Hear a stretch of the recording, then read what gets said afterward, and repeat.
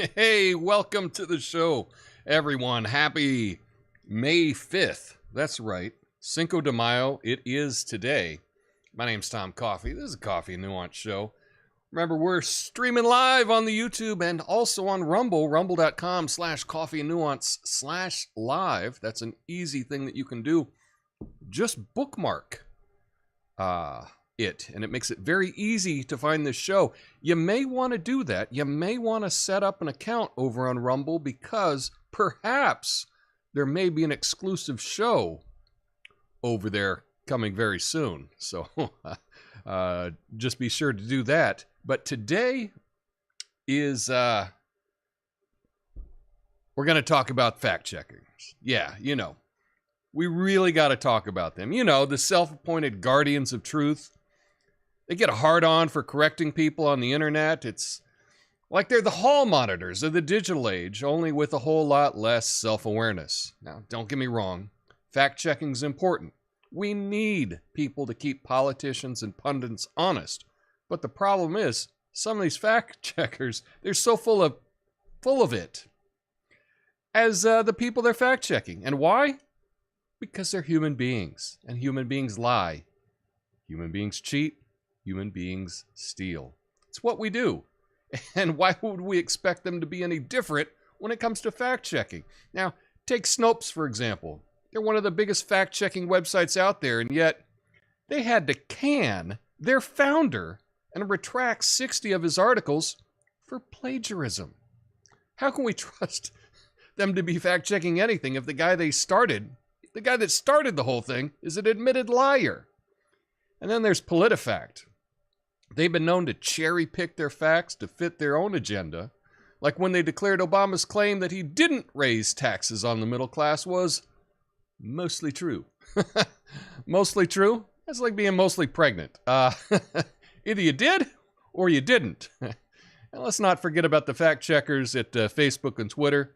They're like the bouncers of a nightclub, deciding who gets in, who gets kicked out. But instead of checking IDs, they're checking in with the FBI and the DNC, and we all know how that's been going lately. But the good news is their time is up. And I want to commend Twitter and the new Community Notes feature. Users can now fact-check the fact-checkers. So if you see a fact-check that you think is BS, you can call them out. It's like a group intervention for George Santos. Conclusion. We need fact-checkers, but we need them to be honest and unbiased. And until we can trust them, I don't expect that to happen anytime soon. We'll just have to fact-check them ourselves. Because in the age of information, ignorance is a choice. My name's Tom Coffee. This is the Coffee and Nuance Show, the best censored commentary and news show live. Right now, flame on.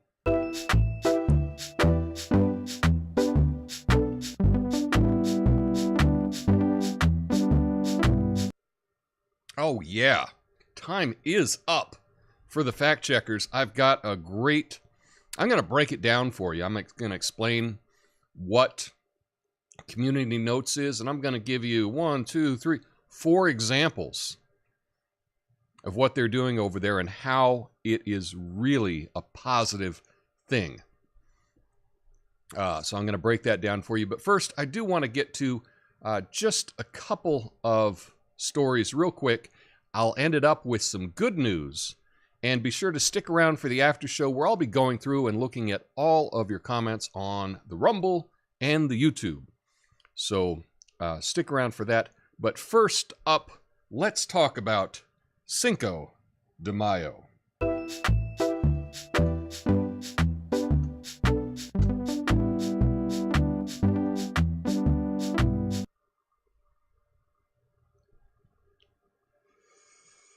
Cinco de Mayo. That's today, and it marks Mexico's victory against invading French troops in 1862. However, to some Americans, it's simply an excuse to party with a little understanding of what the holiday celebrates. Many wrongly assume it's Mexico's Independence Day. Yeah, it's not. Cinco de Mayo actually celebrates Mexico's victory against the French and played a role in the American Civil War. While there are Cinco de Mayo celebrations throughout Mexico, the event doesn't compare to the celebrations of Dia de la Independencia. The celebration of Cinco de Mayo began as a form of resistance to the effects of the Mexican-American War in the late 19th century and gained popularity during the Chicano movement of the 60s and 70s. By the 1980s, companies began commercializing the holiday, especially beer companies and restaurants that offer Cinco de Mayo specials and cocktails. So that's just a little history on Cinco de Mayo. Maybe you know just a touch more than you did yesterday. And happy Cinco de Mayo. This is certainly not tequila because I know on this platform you're not allowed to drink alcohol. So this is a little chamomile tea is what I have here.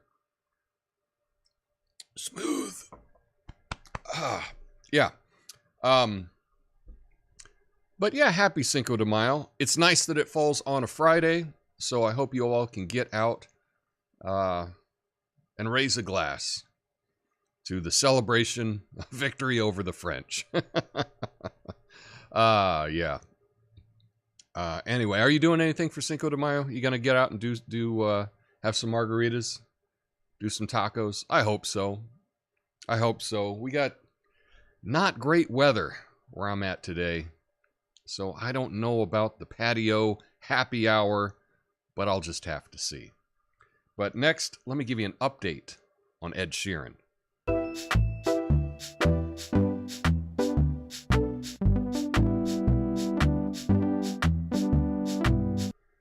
All right, so from earlier in the week,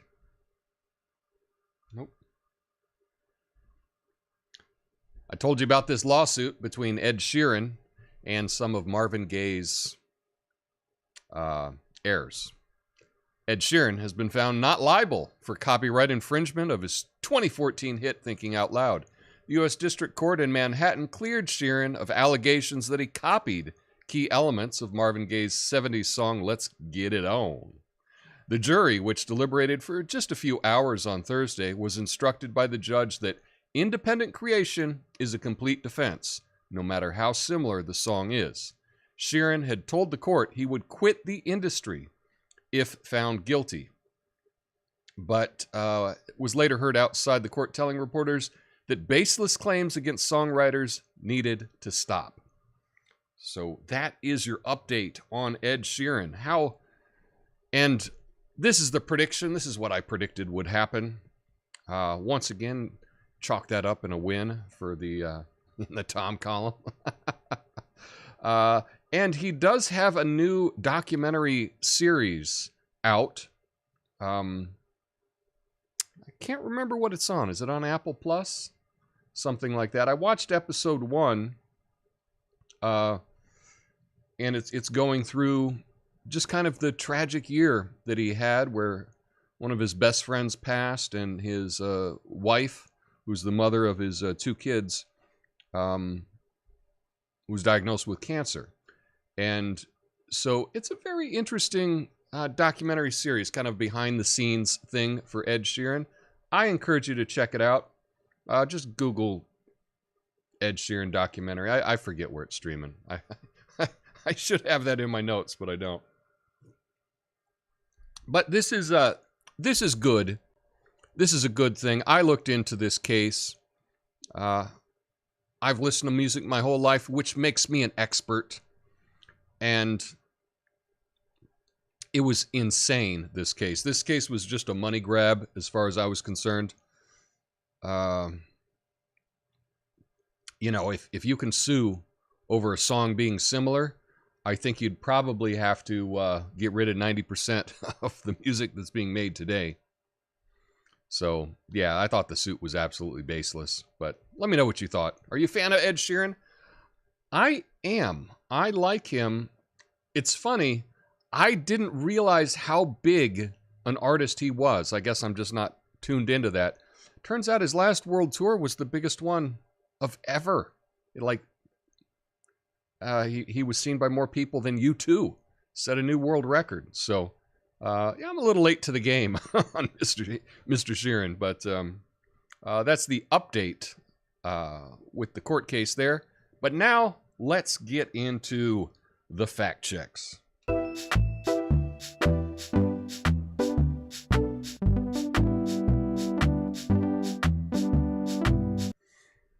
Okay, Twitter has community notes, and it's a feature that allows users to add context below tweets they believe contain false or misleading information, which is then voted on by other contributors. The crowdsource approach to misinformation fighting differs from traditional fact-checking, as it treats facts as complex and contested rather than undisputed and established. However, the feature is not perfect, as ensuring diverse contributors and balance in which, tweets get context added to them is difficult. Nonetheless, Twitter is providing a model for a fairer, more transparent way to correct untruths and provides missing context on the internet. So this is the tool that is now on Twitter, and I know a lot of people that watch this show don't use Twitter. I have a Twitter account. I'm trying to use Twitter. It doesn't really work for me yet, because I don't have a whole lot of interaction on Twitter, and I think that that's what makes it good. But I'm going to give you a couple examples of what they've done here, while it's really important.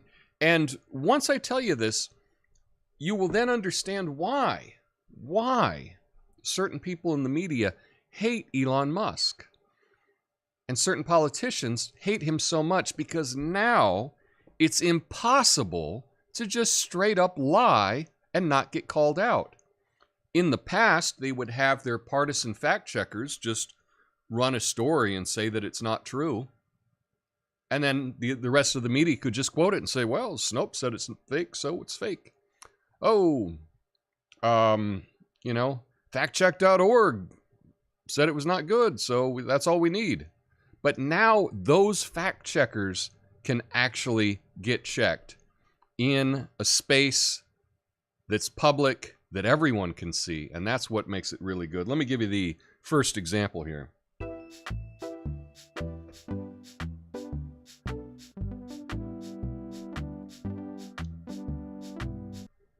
So, PolitiFact, liberal fact-checking website, published a fact check defending teachers union boss Randi Weingarten's position on reopening schools during the pandemic.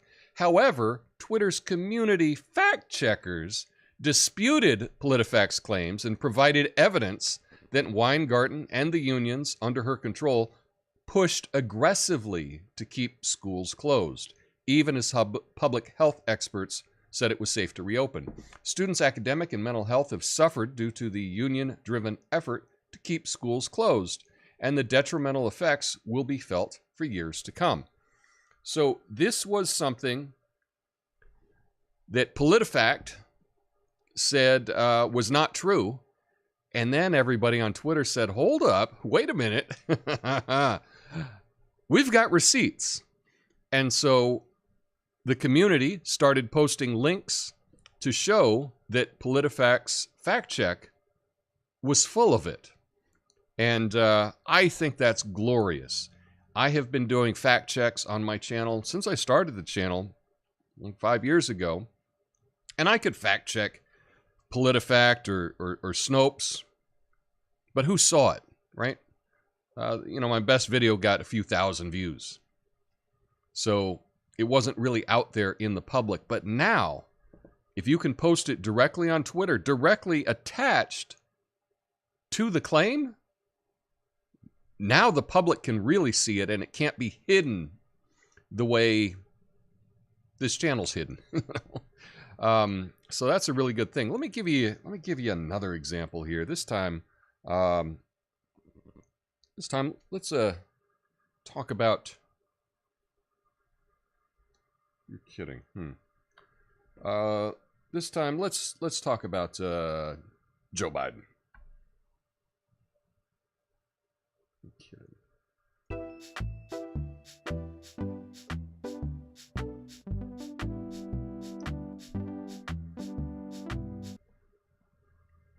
All right, here we go. President Biden was fact-checked on Twitter's Community Notes feature as he tweeted that, quote, MAGA Republicans are engaged in reckless hostage-taking by threatening to force America into default. Community fact-checkers added context to the tweet by listing the times when the U.S. defaulted on its various debts, including 3 times within Biden's lifetime. This is not the first time the feature has been used on one of Biden's tweets, as he was previously fact-checked on Twitter in November 2022. Despite the factual clarifications, Biden Twitter following has increased from 29 million in November to over 30.7 million now. So this is the example. Here is the tweet on the screen. And you can see that readers have added some community notes there with links to show how he's a lying liar who lies and lies and lies. So that's an example of how this can work, how it is in the public, how it is not censored from you to see, but not just you, everyone else, the public. They can all see this stuff that's happening. Let's get to another example.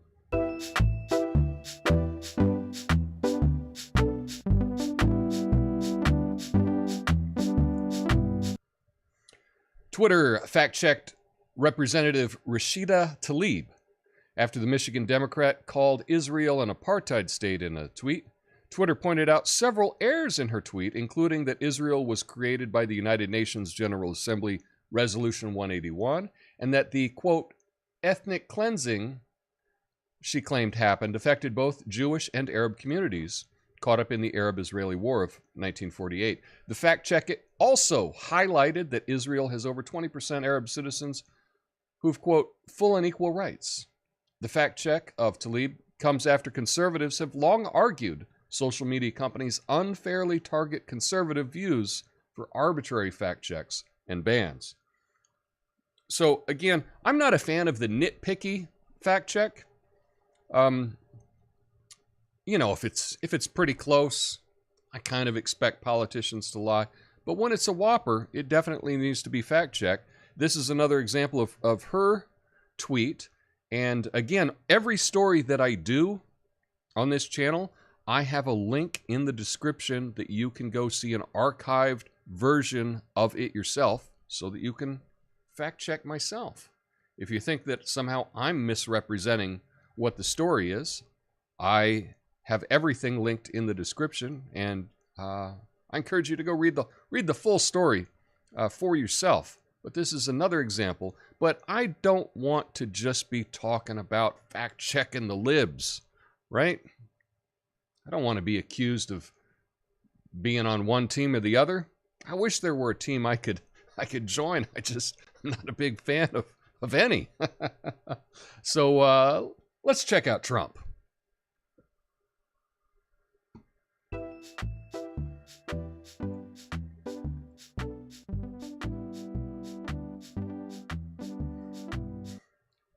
All right. You like Trump here in his camo gear out in the jungle? Yeah, it turns out that's AI. Computer-generated image of former President Donald Trump in army gear has caused Twitter users to question his lack of military service. The image, posted by Trump supporter Bridget Gabriel, was flagged by Twitter's Community Notes service, which added additional information to the tweet, clarifying the image was AI generated. Well, yeah, of course. And that Trump had never served in the military, having avoided the Vietnam War draft through a podiatry claim. The note was temporarily removed and then re-added with the reason unclear. The controversy has brought attention to allegations that a doctor diagnosed Trump with bone spurs as a favor to his father to avoid the draft. So, you're kidding. You're telling me that rich people get favors and you're kidding. Tell me something new, right? But anyway, this is just to show that any nonsense can get fact check and can have community notes added to it. In this case, I think it's fair to point out that, yes, this is not a real image. This is AI. I do think that if something it does have AI, this is something we talked about earlier this week. You know, the Democrats brought a bill about having to declare AI in political campaigns. But I think that if something is AI, there should be some kind of label on it. If it could be used for political means or whatever. I think that if you're going to do this picture of Trump and it's not clear that it's AI, that you know, there could be a little something, maybe in the corner, a little AI, little robot or something to let you know that it's an AI generated picture. I'm not sure what the best thing to do about that, but this is just an example of how anyone can have community notes added to their tweet to make it more clear and to stop the lying. And once you understand that this is used to point out where politicians, where fact-checking organizations are not being truthful, and they bring the receipts and they bring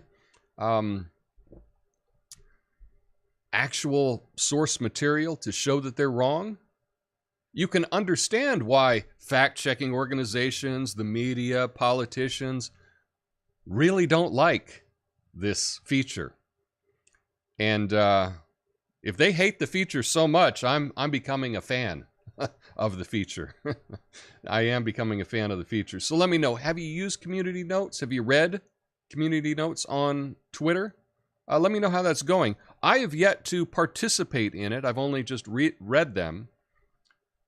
But now that I'm learning more about it, it might be something I'm interested in doing. If I see some nonsense, I think I need to add a community note. Not let them get away with it, you know. But lastly, we just need some good news. So let's get to the good news of the day.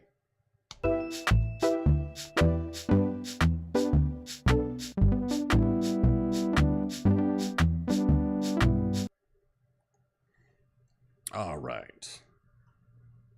Again with the all right, Tom. Here we go. Researchers from the UK. Now, we've been talking about AI and all the dangers of AI, but here's something I think is great. Researchers from the UK have developed an artificial intelligence algorithm that can accurately detect cancerous lung nodules from CT scans. The algorithm, which has been trained on data from scans of almost 500 patients, has an AUC of 0.87 in identifying cancerous nodules, compared to the current score of 0.67. So, wow, this is a lot better than anything that they currently have. Early diagnosis of lung cancer is crucial in successful treatment, as symptoms do not usually appear until later stages. The researchers hope their AI tool will improve early detection and treatment by highlighting high-risk patients and fast-tracking them to earlier intervention. So how exciting is that? You know, all the dangers of the AI, but AI can be used now. They've had some success in determining when you start to get lung cancer. And if you can get the treatment earlier, you have better results than if you find out much, much later. So I think that that is really good, positive news to think about for the weekend. Don't be so scared of all the AI. I mean, they may become our new overlords, right? But it might work better for treating disease. Yeah. So that's all I have for you today. I really hope you have an awesome weekend. Stick around for the after show. I'll be going through all your comments. If you've made it this far and you like the show, hit the like button. I would really appreciate that. And if you are over there on Rumble, I'd really like a like or a comment. Let me know that you saw the show. That'd mean a lot to me. I appreciate you. Anyway, have a beautiful weekend, and I will see you in the after show, or I'll see you Monday. Peace.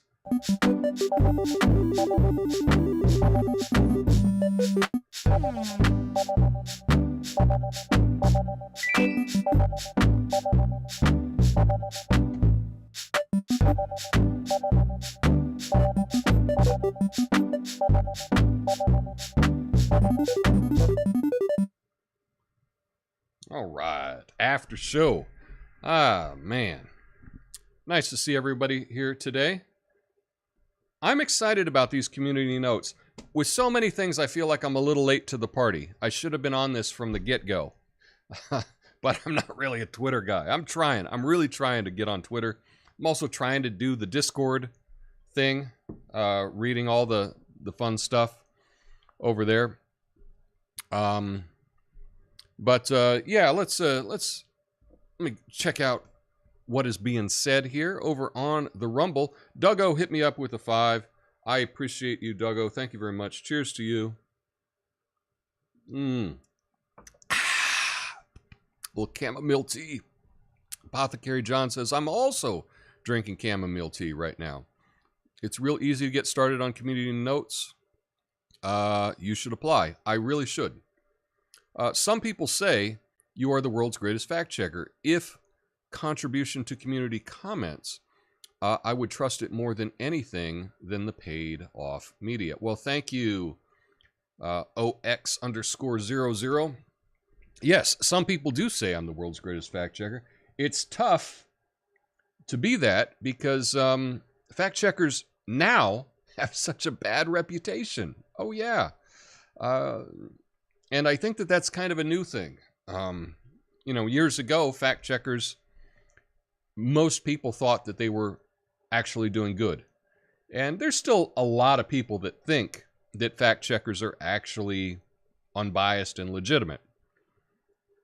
Those are the people that don't read fact checks, right? Because once you start reading them, you realize that it's very partisan and that it's very biased. But you can get tricked because fact checkers, often, they're pretty good when it comes to something that's not political. They're pretty good at fact checking that. And when you read a number of fact checks that seem legitimate, then you start to trust them.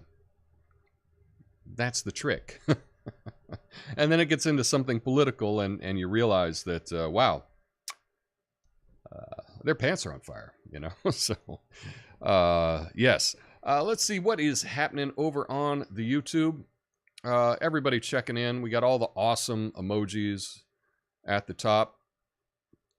I asked you about that yesterday, a show that YouTube may not like on Rumble. Cool. Yeah, I don't know when I'm going to do it, but I may be doing, maybe a bonus show or something like that over on, exclusively on Rumble. So even if you're a YouTube watcher, I would encourage you to just go over to Rumble and sign up for an account. You know what? After the show, I'll put a link in the description on how to sign up for an account on Rumble. Make it real easy. I'll just put a link you can click in the description of the video. Give me 5 minutes as soon as this is over, and you can click there and sign up for an account. It's free. It's like YouTube, but just in case things disappear here, you'll know where to find me. Natasha says, my Vax friend recommended Snopes to me, and I laughed at him. It's funny. I thought Snope, when I started this channel, I had no idea that fact-checking was shady. I had no idea at all.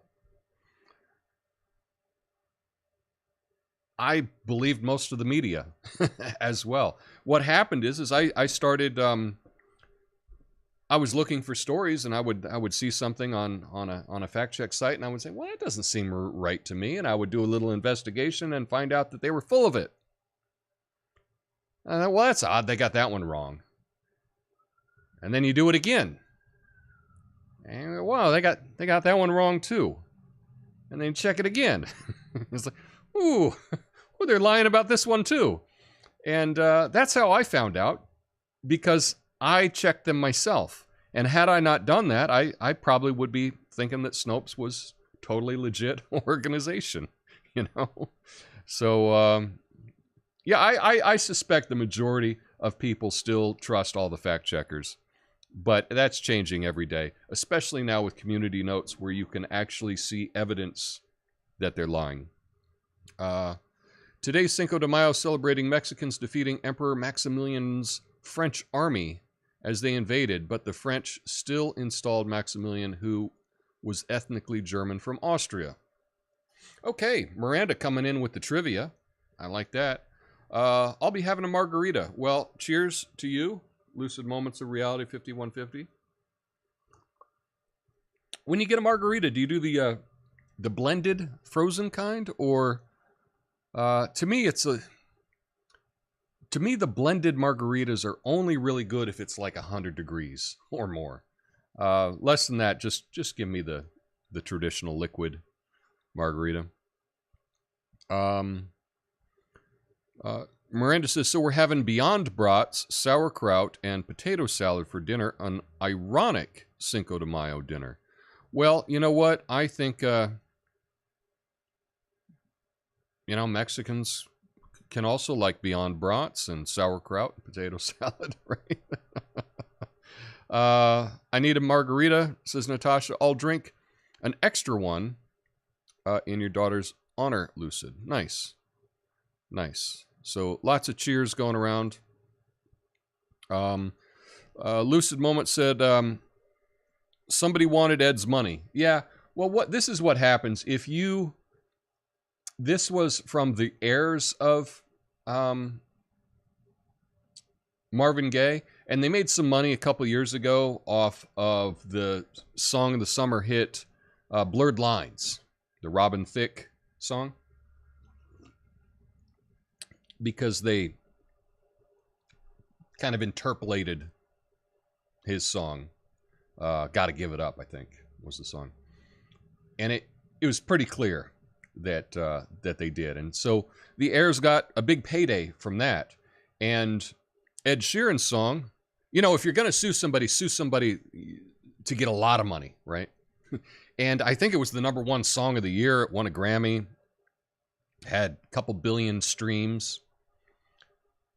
So if you're going to, go after someone, try and get paid, might as well go for the #1 hit, right? So Ed Sheeran had a #1 hit. I guess, vaguely they sound like similar type songs, but to me, that's about it. So they were just trying to get paid. I understand that, but this is the kind of thing that's just going to kill music. Lucid says, unless it says these are true facts, we should assume it's just entertainment. That's pretty much it. Is there a fact check for fact checkers? Well, that's the thing, is this community notes did work. And they're fact checking the fact checkers on Twitter. So now when the fact checkers post stories, they're getting called out for everyone to see, and they can't hide anymore. So that's a good thing. Who watches The Watchmen? Exactly. I'm not a twit on Twitter. I didn't like the platform, seemed amateur. It is an odd platform. I don't really vibe with it myself, but I am trying to use it just for this channel and to learn more about it. But because I don't use it all the time, that's why I was a little bit late to this whole community notes thing. I should have been on it from day one. But that's the thing. We can't keep up with everything. Let's see. I'm not a twit either. Heard it's rather addictive, and I don't need more of that. I've been using Twitter for a couple years. I find it not addicting at all. But then again, I'm a person that I don't have any notifications on my phone, and I'm not constantly pulling it out, pulling the phone out. Like I see so many people do in public all the time. They're pulling out their phone and they're doing things. I guess it just doesn't hit me the way that it hits a lot of people. And I'm glad for that. I don't need any more addictions in my life, so I'm glad the phone really doesn't do it for me. Let's see. No bias with Tom's fact checking. Well, I mean, we're all biased, but you know, I try to be fair. No hate following. That's good. Which presidents have served in the military? Oh, here's what I wanted to say with that.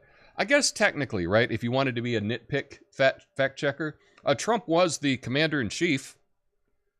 So if you're the commander-in-chief, sounds like that's you're commander-in-chief of the military. So I guess he did have 4 years of service, right? I mean, if we want to be technical. Couldn't AI be biased? Yeah, AI is totally biased. Is absolutely biased. And if you're playing around with ChatGPT, you can see that really clearly. You know, I will ask it questions or to do things. And certain people, it's just immediately triggered, and it says that goes against our guidelines.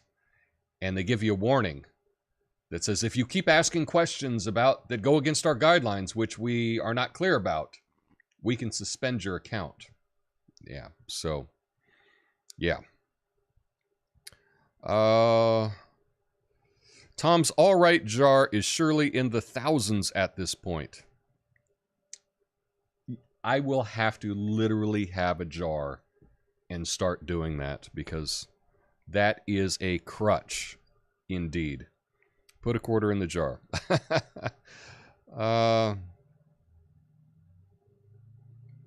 See, Natasha says, I made money off a t-shirt directed at Clinton. On the back it said, it's a military thing you wouldn't understand, Bill. Okay, well, that must have been a little while ago. See, Washington, Jackson, Harrison, Taylor, Grant, Teddy Roosevelt, Eisenhower, JFK, Nixon, Ford, Carter, Reagan, Bush. There we go. That is the unofficial list of military presidents that we had. Miranda coming with the facts. Let's see. Dun, dun, dun, dun, dun. Chat area is too small. Size matters. Frozen. See. Rumble's chat looks bigger. Yeah, I made Rumble's chat look bigger as a kind of incentive to get people to move over there. It's not really working, but that's what I did. But I got to play around and try to make this look a little better. I'll do that. I keep saying I'll do that. I mean it. I'm not lying when I say that that's my intention, but often we don't always do what we intend to do we? We get rolling and all of a sudden, you know, time flies by. Speaking of that, it's, like I say, it's Cinco de Mayo. It's already May 5th. I can't believe how fast time has been flying by. I've been making these live streams now. This is going on the 5th month. So that's pretty incredible. I feel like I've improved. I really like the community that's been built here. So that's great. And look at Apothecary John here. Right in the corner of the screen says, look at my big fat comment. Yes. So when this is over, if you haven't signed up for Rumble, I will have a link to sign up for Rumble in the description of this video. You can click on that, go over there and sign up. And you can still watch me anywhere, but you're going to want to sign up because, like, I think on the phone, I don't know if you can watch videos without signing up. So you're going to want to do it now. Anyway, that's all I got for you. I hope you have an awesome, awesome weekend. I'll be back on Monday. I'll see you then. Peace.